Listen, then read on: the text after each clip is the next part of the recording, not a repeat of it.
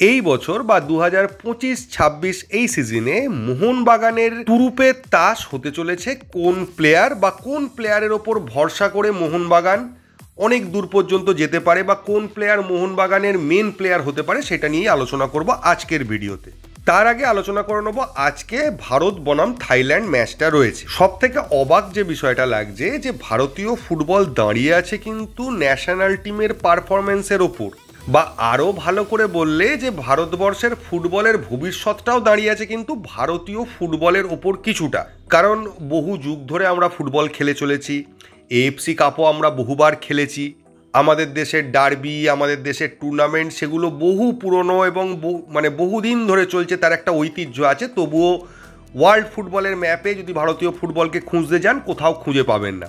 তো ভারতীয় ফুটবল সম্পর্কে কিন্তু দর্শকরা সম্পূর্ণ ইন্টারেস্ট হারিয়ে ফেলেছে। আজকে খেলা সোশ্যাল মিডিয়াও বলুন বা বড় বড় চ্যানেল যারা ফুটবলের রয়েছে বা বড় বড় সাংবাদিক যারা রয়েছে তারা চেষ্টা করছে ভারতীয় ফুটবল নিয়ে কিছু আলোচনা করার বা কিছু কথা বলার, সেদিকে কোনো দর্শকের কোনো ইন্টারেস্ট নেই। আর ভারতীয় ফুটবলের যদি উন্নতি না হয় তাহলে এই আইএসএল লিগ যত বড়ই হোক, যতদিনই চলুক, সেটা ওই এক কোণেই থেকে যাবে, সে সম্পর্কে কেউ জানবে না, কেউ ইন্টারেস্ট দেখাবেই না। তার সঙ্গে আইপিএলের তো একটা ইম্প্যাক্ট ছিলই। তো গতকাল আইপিএল শেষ হয়েছে, যাকগে এরপর আশা করি ফুটবলের দিকে কিছুটা হলেও নজর ঘোরাবে দর্শকরা।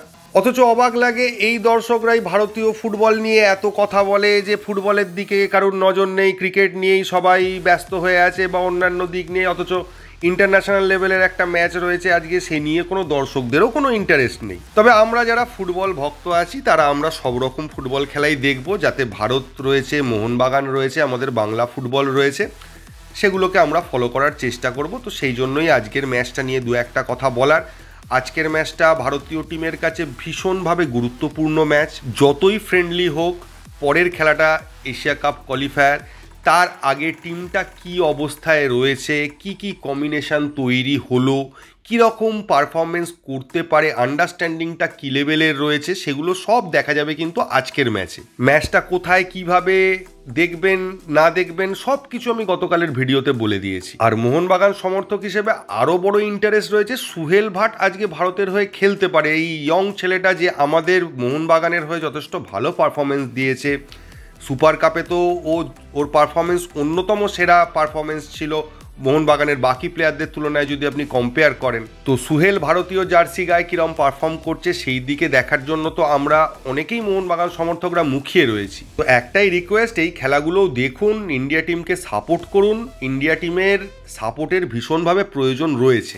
চলে আসি যে সামনের সিজনে মোহনবাগানের সব থেকে ইম্পর্টেন্ট প্লেয়ার বা তুরুপের তাস কে হতে পারে। যদি মোহনবাগান টিমের বিদেশিদের নিয়ে আপনি একটা আলোচনা করেন তাহলে বুঝতে পারবেন যে অন্যান্য সমস্ত বিদেশির থেকে সব থেকে এগিয়ে যে প্লেয়ারটা রয়েছে, যার পেডিগ্রি বাকি প্লেয়ারদের থেকে একটু আলাদা, একটু উন্নত লেভেলের, সেই প্লেয়ারটার নাম কিন্তু জেমি ম্যাকলারেন। এবং এই মুহূর্তে ভারতীয় ফুটবল সার্কিটে বলুন বা আইএসএলে বলুন, জেমি ম্যাকলারেনের কোয়ালিটির প্লেয়ার কিন্তু আর দ্বিতীয় কেউ নেই। কিন্তু গতবারের পারফরমেন্স দেখলে বা পুরো স্কোরশিট দেখলে আপনার মনে হবে না যে জেমি ম্যাকলারেন আলাদা কিছু প্লেয়ার, অন্যান্য প্লেয়ারের মতোই তার গোল সংখ্যা বা পারফরমেন্স দেখাচ্ছে খাতায় কলমে। কিন্তু যারা ম্যাচগুলো দেখেছেন তারা জানেন বা মোহনবাগান সমর্থকরা জানেন যে জেমি ম্যাকলারেন যে জায়গা থেকে যে লেভেলের যে গোলগুলো করেছে সেগুলো আইএসএল এর ইতিহাসে খুব কমই দেখা গেছে, বা কিছু গোল তো প্রথমবার জেমি ম্যাকলারেন করেছে এইরকম রয়েছে। কিন্তু সমস্যা হলো জেমি ম্যাকলারেন যে কোয়ালিটির প্লেয়ার, যে লেভেলের প্লেয়ার, সেই লেভেলের খেলা জেমি ম্যাকলারেন কিন্তু গোটা সিজনে খেলতে পারেনি। যে কোনো মোহনবাগান সমর্থক বা সাধারণ সমর্থক তারা বলবেন কোথায় জেমি ম্যাকলারেন খারাপ খেলেছে, জেমি ম্যাকলারেন তো দুর্ধর্ষ খেলেছে। কিন্তু যারা জেমি ম্যাকলারেনের হিস্ট্রিটা জানেন, আগের খেলা দেখেছেন, তারা বুঝতে পারবেন যে এটা জেমির কোনো খেলাই নয়।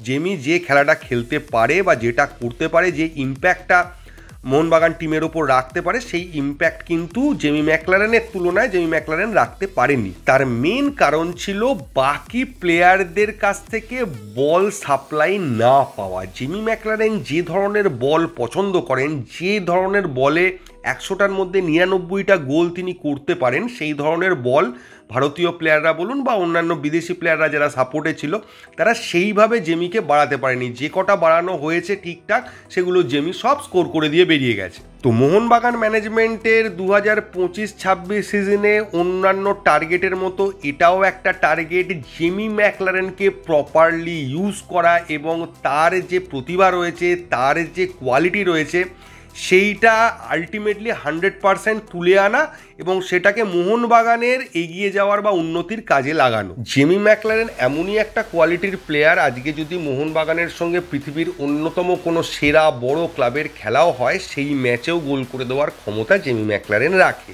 তো মোহনবাগানের বিদেশি চয়নের ক্ষেত্রে বা নতুন বিদেশি আনার ক্ষেত্রে এই জিনিসটা সবথেকে বেশি প্রায়োরিটি দেবে যে জেমি ম্যাকলারেনকে বল সাপ্লাই বা প্রপার বল কে বাড়াতে পারে, সেই রকম প্লেয়ারকেই কিন্তু মোহনবাগান আনার চেষ্টা করছে এবং করবে। গত বছর যেটা দেখা গিয়েছিল যে কখনো গ্রেগ স্টুয়ার্ট জেমি ম্যাকলারেনের জন্য বল সাপ্লাই করছে, সেটা একটা পার্সেন্ট পর্যন্ত, তাও বলে বলে বল সাপ্লাই করতে পারছে না। জেসন কামিন্স কিছুটা চেষ্টা করেছিল, জেসন কামিন্স শেষের দিকে যথেষ্ট বল সাপ্লাই দিয়েছিল জেমি ম্যাকলারেনকে এবং জেমি ম্যাকলারেন সেই কারণে শেষের দিকে জ্বলেও উঠছিল প্রায় প্রত্যেকটা ম্যাচেই। এবছর গ্রেগ স্টুয়ার্ট টিম ছাড়ছে, এটা তো সকলেরই প্রায় জানা হয়ে গেছে। ফলে মোহনবাগান টিমে এই মুহূর্তে দাঁড়িয়ে জেসন কামিন্স ছাড়া আর কেউ নেই যে জেমি ম্যাকলারেনকে মোটামুটি দু একটা ভালো বল সাপ্লাই করতে পারে।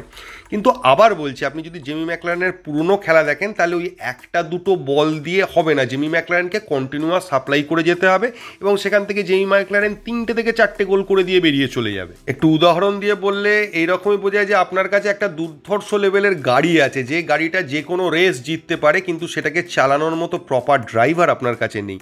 তো আপনার ফার্স্ট প্রায়োরিটি হওয়া উচিত এরকম একজন ড্রাইভারকে নিয়ে আসা যে এই গাড়িটাকে খুব ভালোভাবে চালাতে পারে এবং এই গাড়িটা নিয়ে প্রায় সব রেসই জিতিয়ে ট্রফি এনে দিতে পারে। তো নতুন যে বিদেশি আসছে তার সঙ্গে জেমি ম্যাকলারেনের আন্ডারস্ট্যান্ডিংটা কীরকম লেভেলে দাঁড়াচ্ছে বা সে কিভাবে জেমি ম্যাকলারেনকে বল দিতে পারছে বা জেমি ম্যাকলারেনকে খেলাতে পারছে তার উপর নির্ভর করেই কিন্তু মোহনবাগানের সামনের বছর বা এই বছরের যেটা সামনের সিজনের সাফল্যটা পুরোপুরি নির্ভর করে রয়েছে। এখন মোহনবাগান টিমে কোয়ালিটি প্লেয়ারের অভাব নেই, যে লেভেলের টিম মোহনবাগান বানাচ্ছে সেগুলো আইএসএল এর আর 5টা টিমের থেকে অনেক এগিয়ে থাকার জন্য মোহনবাগান টিম যদি তার 60-70%ও খেলে দেয় তাহলেও অনায়াসে আইএসএল চ্যাম্পিয়ন বলুন বা আইএসএল এর যে কোনো টিমকে হারানো বলুন সেটা করতে পারে। কিন্তু মোহনবাগান টিমের পোটেনশিয়াল অনুযায়ী মোহনবাগান টিমকে 100% খেলতেই হবে, কারণ তাদের পাখির চোখ রয়েছে ACL 2, সেখানে মোহনবাগান 100%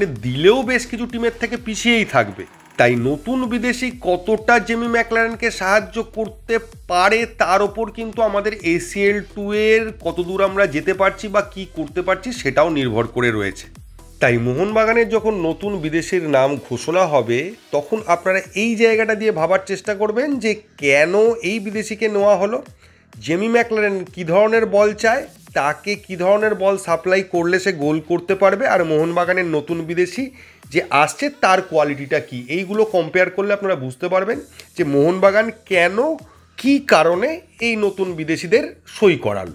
এখন এর বেশি কিছু বলার নেই, সামনে ট্রান্সফার মার্কেট খুলে যাচ্ছে, এরপরে নামগুলো অ্যানাউন্স হবে, তখন বিষয়টা আস্তে আস্তে আপনাদের কাছে ক্লিয়ার হয়ে যাবে। তো এই ভিডিওতে এইটুকুই, থ্যাংক ইউ, ধন্যবাদ এবং জয় মোহনবাগান।